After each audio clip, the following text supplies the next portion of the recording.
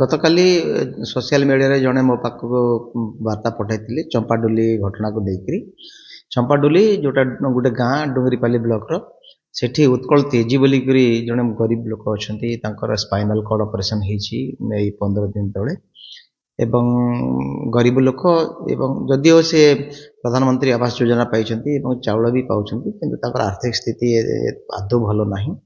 ଏ ଖବର ପାଇଲା ପରେ ଏବଂ ଯେତେବେଳେ ଜାଣିଲି ଯେ ତାଙ୍କର ଜଣେ ପୁଅ ଅଛି ଏବଂ ଗତ ବର୍ଷ ଏଇ ପ୍ରତିକୂଳ ପରିସ୍ଥିତି ସତ୍ତ୍ୱେ ସେ ଯୁକ୍ତ 2 ପାଠ ପଢିଛି ଏବଂ +2 ଷ୍ଟେଜରେ ସେ 75% 75% ମାର୍କ ରଖିକରି ସଫଳତା ହାସଲ କରିଥିଲା, କିନ୍ତୁ ତାଙ୍କର ଆର୍ଥିକ ସମ୍ବଳ ଠିକ ନାହିଁ ବୋଲି ଆଡମିସନ ନେଇ ପାରିଲା ନାହିଁ ବିଏରେ ଗ୍ରାଜୁଏସନ କରିବା ପାଇଁ।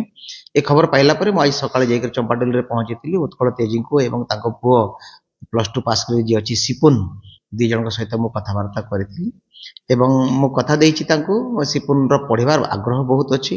ଏ ବର୍ଷ ଆମେ ନିଶ୍ଚିତ ଭାବେ ତାକୁ +3 ରେ ଆମେ ଆଡମିସନ କରାଇବୁ ଏବଂ ଯାହା ଆର୍ଥିକ ସହାୟତା ଆବଶ୍ୟକ ପଡିବ ଆମେ ତାର ବ୍ୟବସ୍ଥା କରିବୁ।